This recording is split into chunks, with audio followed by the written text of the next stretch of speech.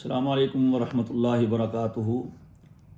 آنے والا جمعہ یہ جمادی الاخری کا تیسرا جمعہ ہوگا، اور آج 17 ہے تو 18، 19، 20 مجمرہ جمعہ تقریباً 20 جمادی الثانیہ ہوگی، اور 22 جمادی الاخری میں حضرت ابوبکر صدیق رضی اللہ تعالیٰ عنہ کا وصال ہوا ہے۔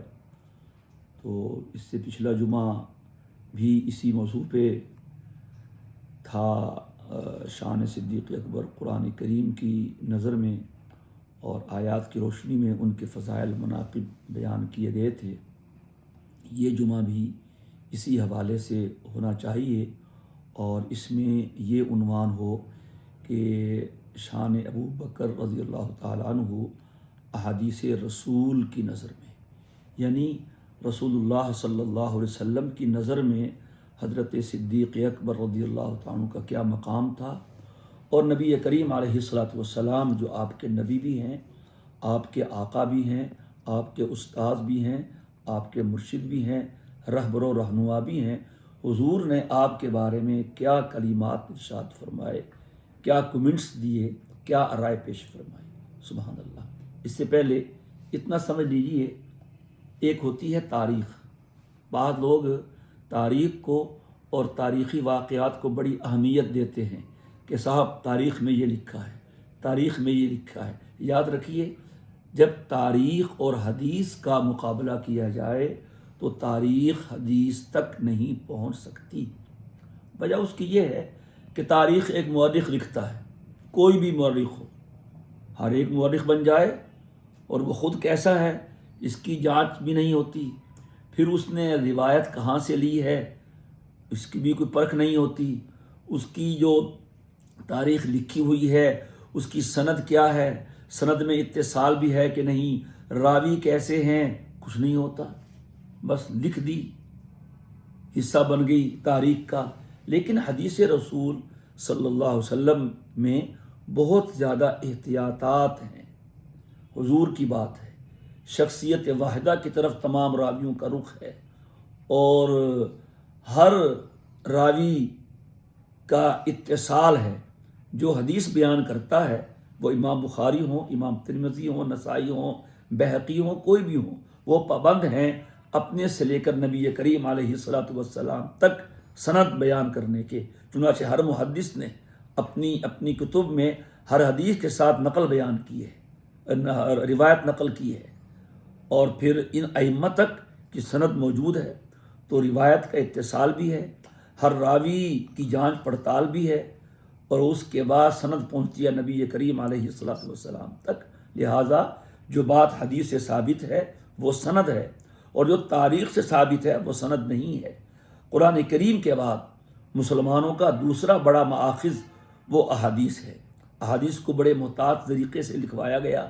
اللہ کے بڑے نیک بندوں نے، جن کی طہارت پہ، تقوی پہ، عمل پہ اتفاق ہے، اجماع ہے امت کا، زمانے کے لوگوں کا، ان لوگوں سے اللہ نے یہ کام لیا۔ انہوں نے اپنی زندگیاں صرف کی اور اسی پہ صرف کی، پرکھا ہے حدیثوں کو، راویوں کو، پھر جا کے حدیث لکھی ہے۔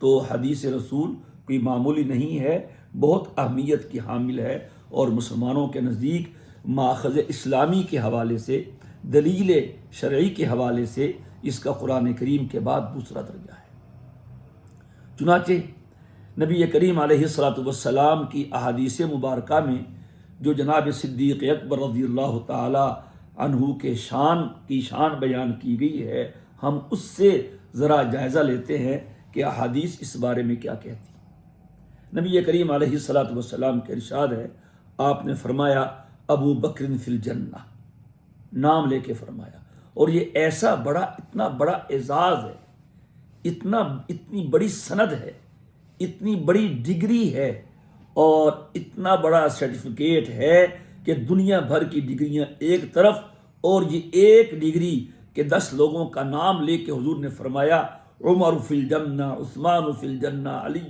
فی الجنہ، طلحہ فی الجنہ، سعد فی الجنہ، سعید فی الجنہ، عبد الرحمن بن عوف فی الجنہ، ابو عبیدہ بن الجراح فی الجنہ۔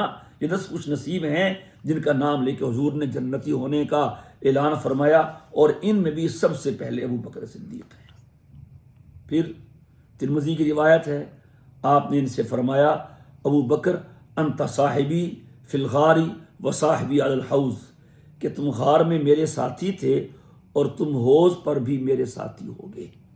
اور پھر نبی کریم علیہ الصلاۃ والسلام نے ان کے بارے میں فرمایا کہ میرا دل چاہتا ہے کہ میں صدیق کے بارے میں خلافت لکھوا دوں، انہیں نامزد کر دوں کہ میرے بعد خلیفہ یہ ہوں گے، لیکن فرمایا کہ پھر میں نے اس ارادے کو ترک کر دیا اور میں نے یہ سوچا کہ اللہ تعالیٰ اور مسلمان صدیق اکبر کے علاوہ کسی اور کو اس مقام پہ نہیں لائیں گے۔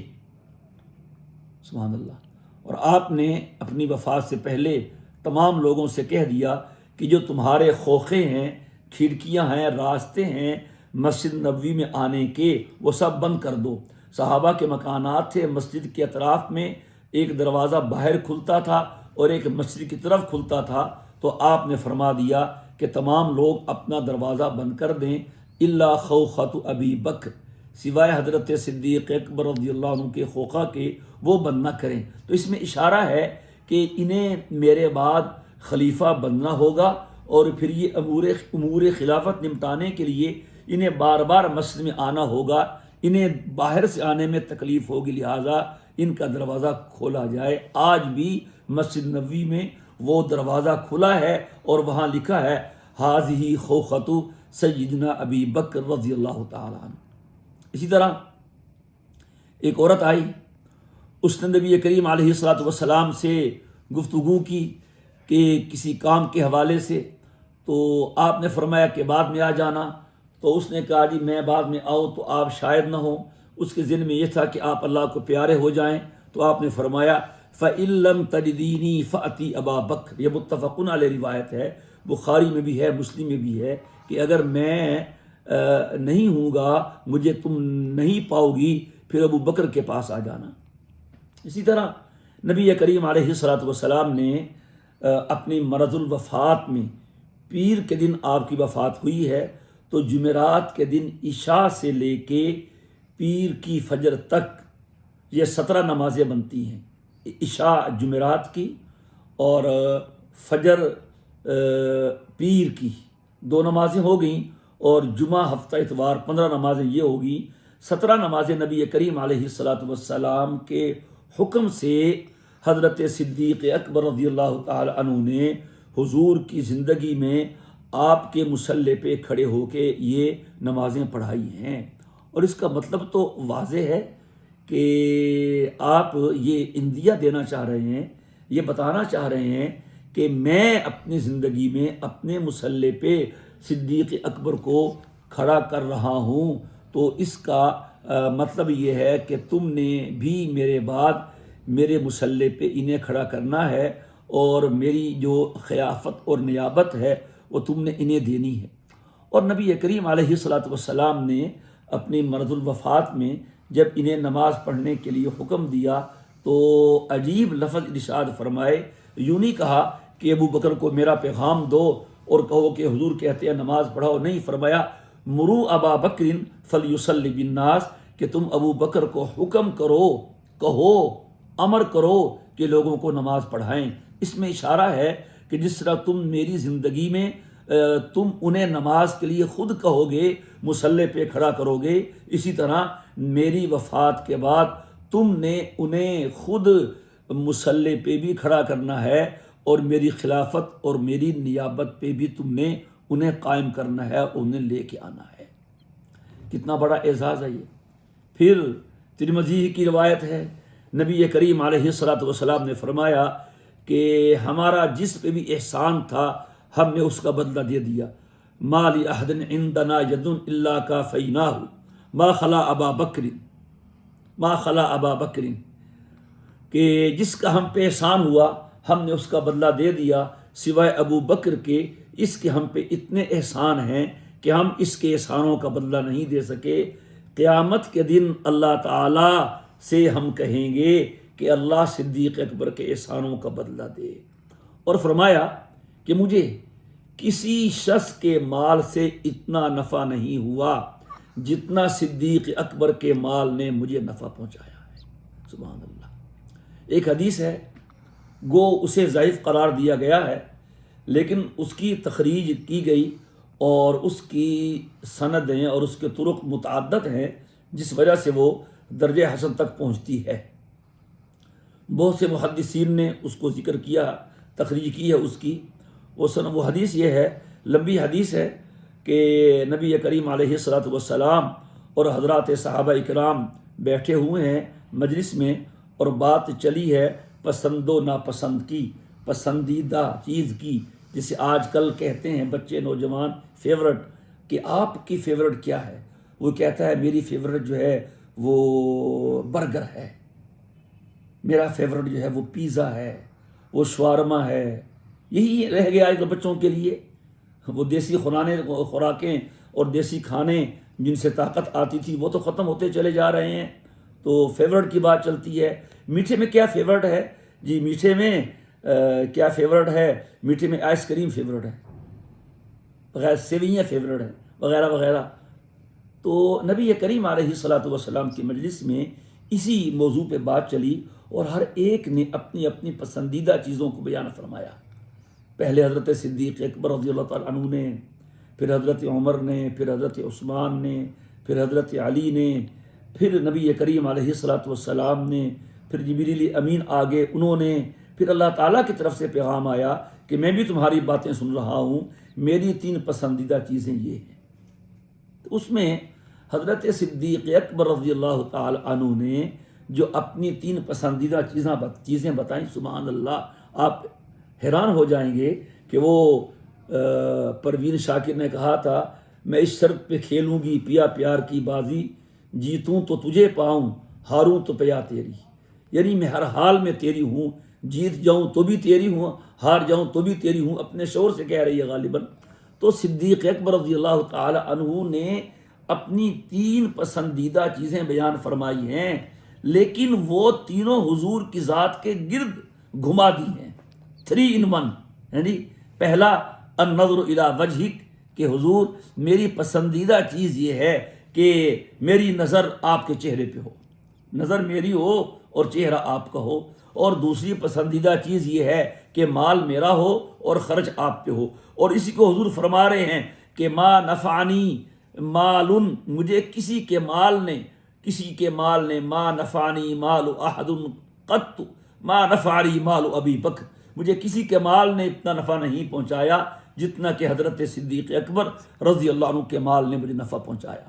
اور تیسری پسندیدہ بات کہ بیٹی میری ہو اور نکاح میں آپ کے ہو۔ تو یہ انہوں نے اپنے حب رسول کا اور عشق رسول کا مظاہرہ فرمایا۔ پھر غزوہ تبوک کا موقع آیا۔ یہ وہ غزوہ ہے جو تمام غزوات سے نرالا، منفرد اور مختلف ہے۔ اس سے پہلے جتنے بھی غزوات ہیں یہ نبی کریم علیہ الصلوۃ والسلام کی جنگی حکمت عملی ہے، آپ کا تدبر، فراست، فہم ہے، سبحان اللہ، کہ جب بھی آپ نے سفر فرمایا تو پہلے کبھی بھی نے سفر کا رخ کسی کو نہیں بتایا، کسی کو بھی، بس تیاری کا کہا۔ کسی کو پتہ نہیں ہوتا تھا جانا کہ اندازے ہوتے تھے، لیکن یقینی خبر وہ کسی کے پاس نہیں ہوتی تھی سوائے غزوہ اسیرہ کے، یعنی تبوک کے غزوہ کے، غزوہ اسرہ کہتے ہیں، اسیرہ نہیں، غزوہ اسرہ، غزوہ فاصحہ، غزوہ تبوک، 3 نام ہیں، جانتے ہوں گے آپ۔ اسرہ کہتے ہیں تنگی میں غزوہ ہوا تھا، حالات تنگ تھے، گرمی کا موسم تھا، پھل پکنے والا تھا، سب یعنی کہ تہی دامن تھے۔ اور فاصحہ اس نے منافقوں کو رسوا کیا تھا، منافق رسوا ہو گئے اس غزوے میں نہ جا کے۔ اور غزوہ جو مقام ہے اس کا یعنی تبوک، اس کے حوالے سے اس کا نام غزوہ ہے، 3 نام ہیں اس کے۔ اس غزوے میں نبی کریم علیہ الصلوۃ والسلام نے کھلم کھلا سب کچھ بتا دیا تھا کہ تبوک جانا ہے، اور روم کے بادشاہ سے مقابلہ ہے، نصارہ سے مقابلہ ہے، اور آپ نے صحابہ سے کہا کہ لاؤ اس کے لیے اخراجات جمع کرواؤ، گویا کہ آپ نے صحابہ سے اپیل فرمائی۔ تو اس میں کچھ ایسے لوگ بھی آئے جو جانا چاہتے تھے، لیکن بیچاروں کے پاس سواریاں نہیں تھی تو حضور نے فرمایا میرے پاس سواری نہیں ہے. ان کی آنکھوں میں آنسو آ گئے. تفیض من الدم حرجن، قرآن کریم نے بھی اس کا ذکر کیا ہے. تو اب حضرت عمر بھی ہیں اور حضرت صدیق اکبر بھی ہیں اور عثمان غنی رضی اللہ تعالیٰ عنہ بھی. یہ وہ غزوہ ہے جس میں حضرت عثمان غنی رضی اللہ تعالیٰ عنہ کھڑے ہو کے حضور کے فرمانے پر 300 اونٹ سامان کے لدے ہوئے حضور کی خدمت میں پیش کیے. 300 اونٹ، کوئی 300 ٹرک دے دے سامان تو کتنا نام ہوتا ہے، وہ بھی ٹرکوں کے بغیر ہوتا ہے. یہ اونٹ بھی اور اونٹ پر سامان بھی. نبی کریم علیہ الصلوۃ والسلام کا چہرہ چمک اٹھا، آپ خوش ہوئے اور آپ نے ایک جملہ فرمایا حضرت عثمان کے بارے میں. فرمایا ما ضر عثمان ما عمل بعد ہادی، عثمان تم نے یہ کام کر کے اپنے اللہ کو اتنا راضی کر لیا ہے، اب زندگی بھر تمہارا کوئی کام تمہیں نقصان نہیں دے سکے گا. یہ ان کے شان میں فرمایا. رہے حضرت عمر فاروق تو وہ زندگی بھر اس خیال میں رہے کہ مجھے صدیق اکبر سے آگے بڑھنا ہے، نیکی میں بڑھنا چاہیے، کوئی ممانعت بلکہ مستحسن ہے. فاستبقوا الخیرات، بجائے اس کے کہ ہم دنیا میں، سواری میں، گھر میں، اپنی لباس میں آگے بڑھیں، نہیں، نیکی میں، تقوی میں، عمل میں، ایمان میں آگے بڑھیں. تو حضرت عمر فاروق رضی اللہ تعالیٰ اسی فکر میں رہتے تھے کہ میں بھی آگے بڑھوں، میں آگے بڑھوں. لیکن آگے صدیق اکبر سے کیسے بڑھ سکتے تھے؟ تو جب یہ اس موقع پہ حضور نے اعلان فرمایا کہ جمع کروائیے سامان، تو حضرت عمر فاروق کہتے ہیں کہ ان دنوں میرے مالی حالات اچھے تھے اور حضرت صدیق اکبر رضی اللہ تعالیٰ عنہ کا اس وقت میں ہاتھ تنگ تھا، تو ان کے پاس مال کم تھا میرے سے. تو میں نے سوچا لو جی آج ہم آگے بڑھ جائیں گے، کیوں وہ جتنا بھی لائیں گے تو میرے سے تو کم ہوگا، تو لہٰذا ہم آج آگے بڑھ جائیں گے. جب مال گنا جائے گا تو یہ سامنے نظر آ جائے گا کہ عمر کا مال یہ ہے، ابو بکر کا یہ ہے، ابو بکر کا تھوڑا ہے، عمر کا زیادہ، لہٰذا میں بڑھ جاؤں گا. چنانچہ وہ آئے اور سامان لے کے نبی کریم علیہ الصلوۃ والسلام کے پاس حضرت عمر پہنچے اور اسی خیال میں کہ آج میں سبقت لے جاؤں گا. تو نبی کریم علیہ الصلوۃ والسلام نے سبحان اللہ کیا کہنے حضور کے، فداہ ابی و امی و روحی و جسدی و کل شیء عندی. آپ نے عمر سے یہ نہیں پوچھا عمر کیا لائے ہو.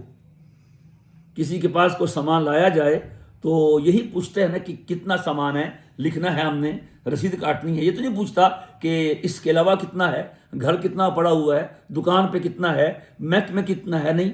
تو نبی کریم علیہ الصلوۃ والسلام نے سوال بدل لیا، یہ نہیں پوچھا عمر لائے کیا ہو، فرمایا ما ابقیت لاہلک، عمر گھر والوں کے لیے کتنا بچا کے آئے ہو. تو عمر نے کہا مثلہ، حضرت اسی کے برابر، جتنا لایا ہوں اتنا ہی گھر چھوڑ کے آیا ہوں، یعنی آدھا لایا ہوں اور آدھا گھر بچا کے آیا ہوں. تھوڑی دیر میں حضرت ابو بکر صدیق رضی اللہ تعالیٰ عنہ بھی آگے اور وہ اپنے گھر کا سارا سامان لے کے آئے تھے. نبی کریم علیہ الصلوۃ والسلام نے ان سے بھی یہی سوال کیا. اچھا اب حقیقت یہ ہے حضرت عمر فاروق کا جو سامان تھا وہ اگرچہ ان کی ملکیت کا آدھا تھا، لیکن حضرت ابو بکر کے سارے سامان سے زیادہ تھا، اور ابو بکر صدیق کا اگرچہ وہ گھر کا سارا سامان تھا لیکن عمر کے آدھے سامان سے کم تھا. تو نبی کریم علیہ الصلوۃ والسلام نے یہاں پر بھی وہی سوال کیا جو حضرت عمر سے کیا تھا. آپ نے ان سے پوچھا ما ابقیت لاہلک، ابو بکر یہ لائے ہو، بتاؤ اپنے گھر والوں کے لیے کیا بچا کے آئے ہو. تو حضرت ابو بکر نے کیا جواب دیا، سبحان اللہ، کہا ابقیت لہم اللہ ورسولہ، ابقیت لہم اللہ ورسولہ، کہ میں اپنے گھر والوں کے لیے اللہ اور اس کے رسول کا نام رکھ کے آیا ہوں. اسی پہ اقبال نے کہا تھا پروانہ کو چراغ، بلبل کو پھول، بس صدیق کے لیے ہے خدا اور خدا کا رسول بس. اس پر پھر حضرت عمر نے کہا قلت لا اسبقہ الی شیء ابدا. اب عمر نے فیصلہ کیا بس بھائی اب رک جاؤ، بریک لگا دو، اب تم ابو بکر سے کبھی بھی آگے نہیں بڑھ سکتے. سبحان اللہ. اسی طرح ہجرت کا سفر ہے، سب احادیث ہی ہیں. مکہ مکرمہ سے مدینہ منورہ جانا ہے، اور صحابہ یہ مسئلہ گزشتہ جمعے بھی عرض کیا تھا. یہ عنوان وہ قرآن کی آیت کے حوالے سے، آج کریں گے حدیث کے حوالے سے. وہ قرآن کریم میں ذکر تھا اذ یقول لصاحبہ لا تحزن ان اللہ معنا، اور آج حدیث کے حوالے سے کہ اس پر احادیث بھی ہیں. تو حضرت ابوبکر صدیق رضی اللہ تعالی عنہ کو یہ مقام حاصل ہوا کہ وہ حضور کے رفیق بنے. سب صحابہ اجازت لینے کے لیے آتے رہے، حضور اجازت دیتے رہے.